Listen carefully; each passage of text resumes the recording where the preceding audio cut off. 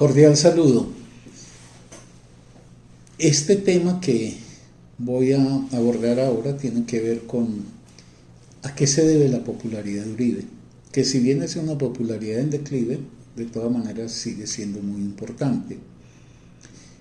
Antes de entrar en materia, quiero recordarles que esta es una labor de un colectivo de 148 personas, somos hombres y mujeres de este país que libremente nos hemos querido vincular para aportar nuestro granito de arena en pro de la defensa de la democracia en Colombia. Y decir defensa de la democracia en Colombia es decir, defender la integridad, incluso física, de Gustavo Petro y las posibilidades efectivas de realizar su programa de gobierno. El tema pues que quiero hoy abordar en esta breve emisión es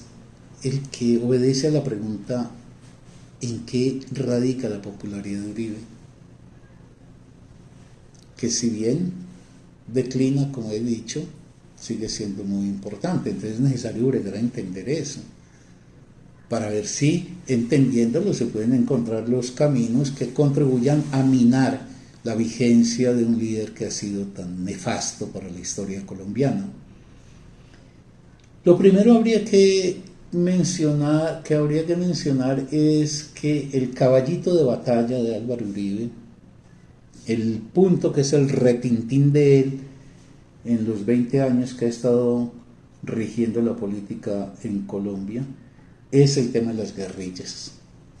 Álvaro Uribe se catapultó a nombre de la erradicación de la guerrilla,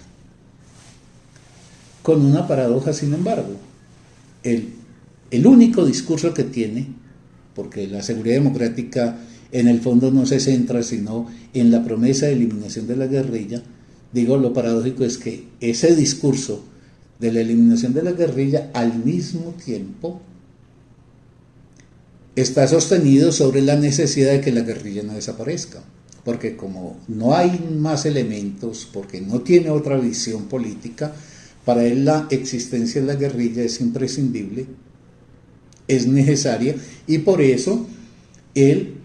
que apareció como el gran solucionador del conflicto de la guerrilla en Colombia, es al mismo tiempo el gran enemigo de que las guerrillas lleguen a su cese y a su fin. Por eso se ha opuesto a los procesos de paz, etcétera, etcétera. Entonces su gran catapulta, su discurso casi que monocorde y único ha sido erradicar la guerrilla, para lo cual se permitió convertir eso en un fin en sí mismo que autoriza cualquier medio.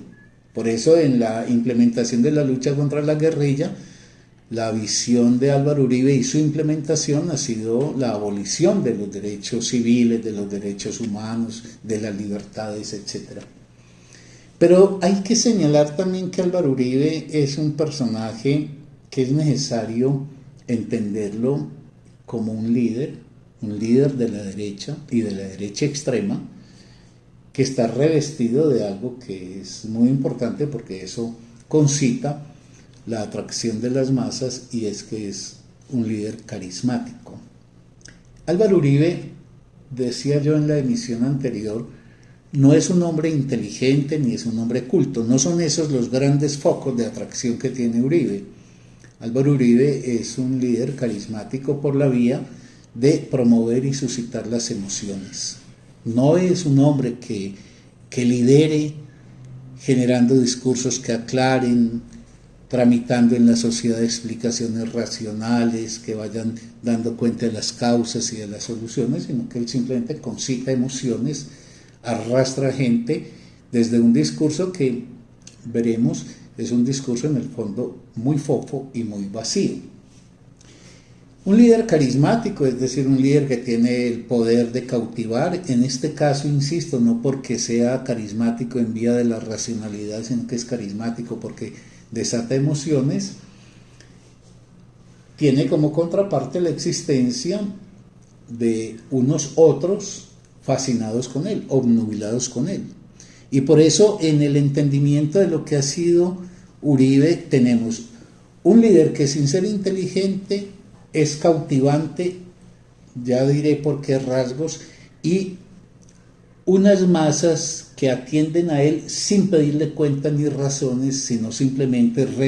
respondiendo al llamado emotivo que él hace.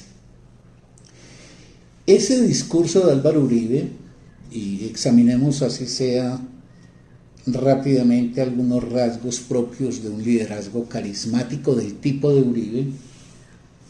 es que Uribe se presenta ante una sociedad que tiene un problema de muy larga data, como era el problema del movimiento guerrillero en Colombia, se presenta en tanto líder revestido de algunas características que vale la pena anotarlas. Por ejemplo, Álvaro Uribe, frente a una situación convulsa, incierta, donde la gente se siente inquieta e insegura, Álvaro Uribe trae consigo la imagen de alguien que con su tono fuerte y enérgico implica una especie de vigor y de seguridad. Es decir, es algo así como ante esta incertidumbre encontramos un otro que se ofrece a nosotros como soporte y garantía por su fuerza y por su vigor de que las cosas se pondrán en orden. Pero además hay algo en él, y es que él se presenta no como un aristócrata, él no proviene de las grandes familias de Santa Fe de Bogotá, sino que él es una especie de montañero, como decimos en Colombia, es alguien popular, no aristocrático, alguien del común, etc. Y eso es también un aval que él tiene con los sectores populares en Colombia. Entonces tenemos alguien que nos representa una imagen de seguridad, vigor, fuerza, decisión, etc. Y que además proviene,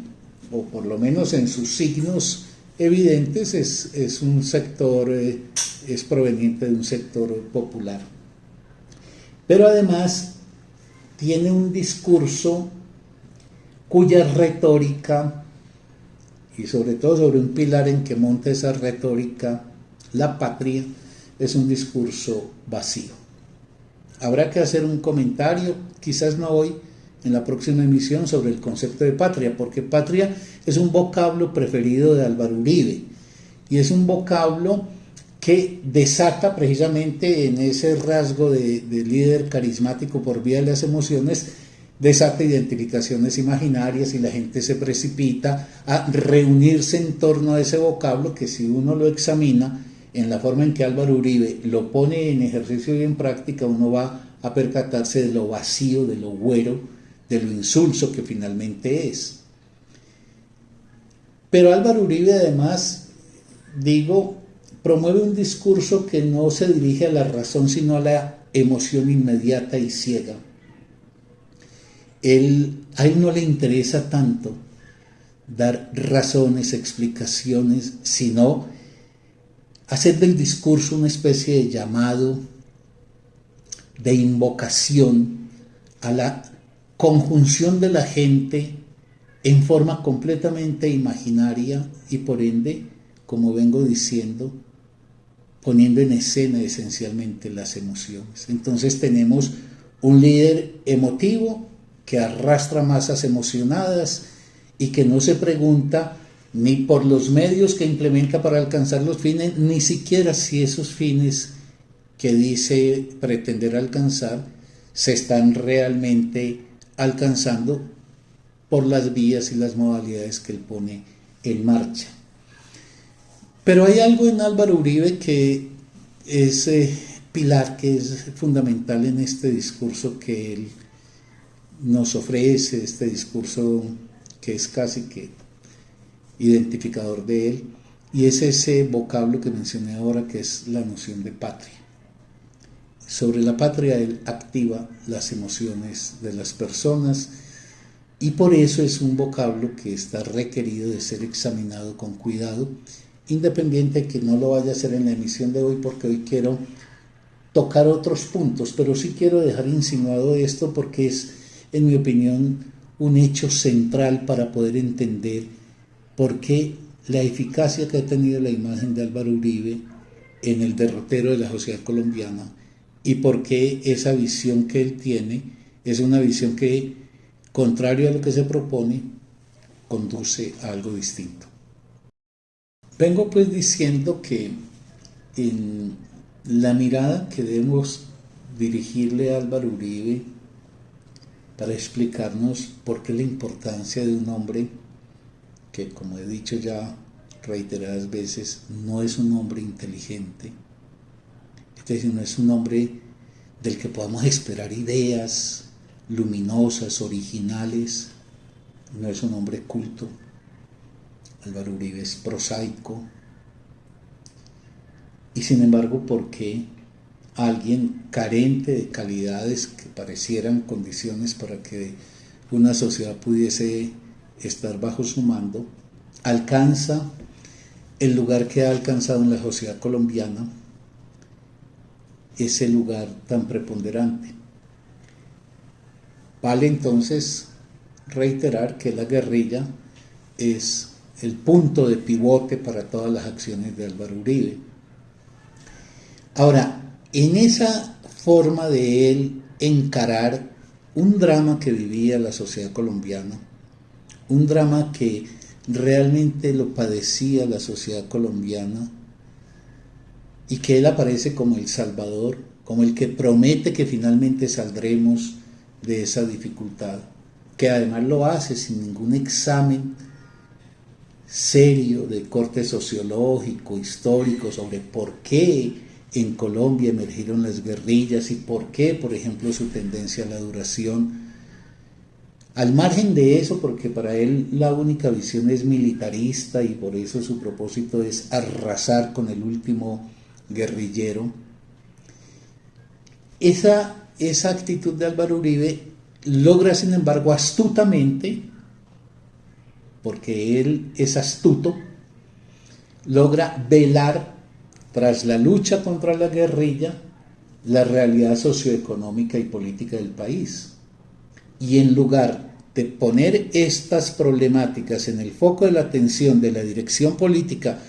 que él ha encarnado, lo que ha hecho es pasar eso a un segundo plano y focalizar el tema de la guerrilla como el tema fundamental, para incluso producir un efecto contrario, agravar las situaciones socioeconómicas en general de los sectores populares. Ese discurso único, monocorde, repetitivo, porque ¿quién le oye a Álvaro Uribe algo distinto a seguridad, seguridad, seguridad? Y como decíamos en la emisión anterior, una seguridad que, si se examina y se evalúa, realmente deriva es en la inseguridad, que lo que ha terminado por primar en Colombia es la inseguridad, y una democrática, que es la segunda palabra, que deriva en los ejercicios más antidemocráticos del manejo y de la dirección del país. Pero digo, lo que aquí hay de astuto es que Uribe nos puso a pensar en la guerrilla y nos hizo olvidar de la equidad, de la igualdad, de las reformas sociales que clama a los cuatro costados la sociedad colombiana. Por eso, durante los 20 años de Uribe, no solamente no resolvió el tema de la guerrilla, porque también he dicho, él necesita eso, sino que se opuso a que se solucionara, ha sido un objetor de la solución al tema de la guerrilla, sino que Álvaro Uribe, en tanto acataba una especie de llamado, de invocación de la sociedad colombiana a la existencia de un líder fuerte, sin importar que ese líder se deslizara hacia lo tiránico, pero que trajese consigo la promesa de la seguridad, así fuese en detrimento de la libertad. Entonces el panorama en Colombia con el liderazgo de Álvaro Uribe es que la libertad se fue menguando a nombre de una seguridad que tampoco existía, pero que permitía la utilización de medios completamente antidemocráticos que condujeron al país a agravar la situación de concentración de la riqueza, concentración de la tierra, violación de los derechos humanos, etcétera, etcétera. Todo eso, esos escombros que Álvaro Uribe fue dejando en su paso por la sociedad colombiana, o ha dejado en su paso por la sociedad colombiana, han quedado, sin embargo, de alguna forma encubiertos por la imagen de la seguridad prometida. Lo que sucede es que en los últimos años, y eso es parte de la explicación del declive que tiene en este momento la imagen de Álvaro Uribe, pues va quedando claro que no existe efectivamente tal logro, tal cometido que él había prometido, sino que nuestra sociedad se ha sumergido cada vez más en condiciones deplorables, condiciones de mucha dificultad para la vida, ya no digamos económica y social, sino hasta de la mera integridad de los individuos. Yo a veces pienso que Álvaro Uribe, en esa concepción tan estrecha, tan burda, tan antidemocrática, tan mezquina, esa concepción en donde los medios no importan con tal de alcanzar un fin, esa posición en donde el país importa un comino en términos de la solución de sus necesidades y que por el contrario el ejercicio de su política conduzca es al favorecimiento de los sectores poderosos. Yo a veces he pensado que Álvaro Uribe hubiera querido ser el Bukele colombiano, esa figura horrorosa, espantosa que se ha venido dibujando en El Salvador, donde también a nombre de la seguridad se dan el derecho de abolir todos los respetos debidos a los derechos civiles y ciudadanos, que Uribe hubiera querido ser el Bukele colombiano. O se podría decir a la inversa, que Bukele ha sido el Uribe de una sociedad hecha trizas, democráticamente hablando, como la sociedad de El Salvador. Uribe no lo pudo hacer en Colombia porque aquí existieron algunas condiciones que no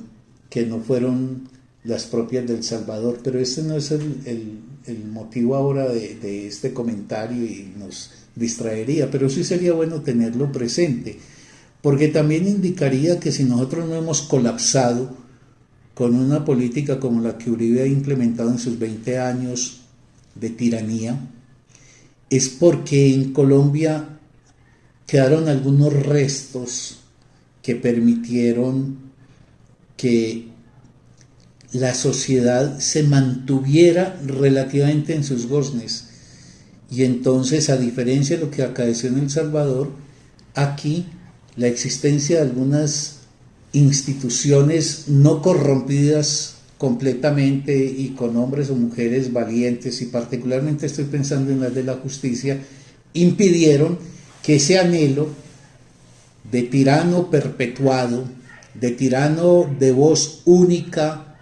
y sin diferencia alguna que ha encarnado Álvaro Uribe, se pudiera cumplir. Para ir terminando, entonces, habría que decir que lo hecho por Álvaro Uribe ha respondido a una necesidad del pueblo colombiano, a una salida que es falaz, que es una salida que finalmente no resuelve los problemas, los agrava, pero que por fortuna la existencia también de muchos sectores disidentes, de un proceso social que se ha ido configurando, pues empieza a reivindicarse en contra de la concepción estrecha, rígida, vertical y autoritaria de Álvaro Uribe, una posición que demanda para la sociedad colombiana ejercicios democráticos no solamente en lo político, sino en lo social y en lo económico. Y por ahí probablemente se viene presentando este desplazamiento de Álvaro Uribe ya hacia una figura desprestigiada, una figura cada vez más erosionada, asunto que evidentemente es necesario acentuar para poder salvar un curso democrático para la sociedad colombiana, el único que es posible si es que queremos salir de esta noche tan oscura en que hemos estado sumidos como sociedad. Muchísimas gracias.